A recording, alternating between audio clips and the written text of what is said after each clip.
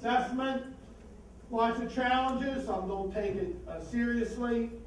It's something we got to do because the bosses said we got to do it. We shove it in the file. We never look at it again.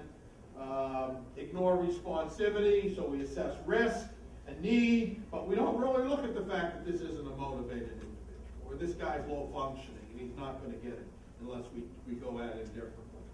I remember, again, I don't want to talk badly about it. I remember once, years ago, I went down to LA and they had me look at, they were doing Thinking for a Change, and they were contracting it out.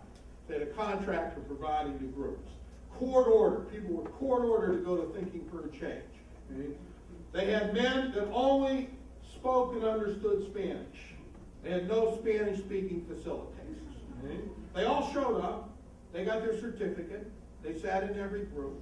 They didn't understand a damn word. Okay? How much did they learn?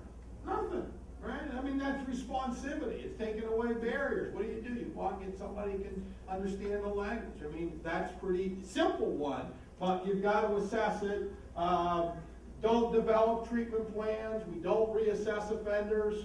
We make errors. We don't correct them. Right? So we assess them. The guy comes in. He has no drug history. Denies up and down he uses drugs. So we score him. Week later, he comes back dirty for cocaine. You really think that's the first time he used while he's on probation? Right? No, that means he fooled you. You made an error. You go back and fix it. Reassess them. Right? We don't train staff. We train them on their use, but sometimes interpretation we don't get them. I'll give you an example. Years ago, I was up in some state that was using the LSI. And I was going through their cases and working with them, and this young PO had a case, and they pulled it out, and it kind of struck me. And I said, tell me about this offender. He said, oh, he's the smartest offender I ever met. He said, he actually said he's from California. He said he had a meth lab. He said he knows everything about cooking meth, what temperature, how to cook it. He said, this guy's really smart.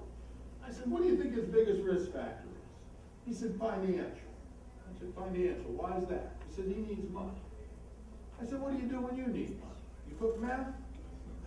And he says, well, no, of course not. I said, that's not his biggest risk factor. His biggest risk factor is his attitudes, values, and beliefs that say it's okay to cook meth and make a living from it. I said, if you gave him $50,000, what do you think he'd do with it? Have a bigger meth lab. Well, the PO assessed him. Okay? You're never going to be high risk because you have financial needs. Hell, I'd have to lock half of you.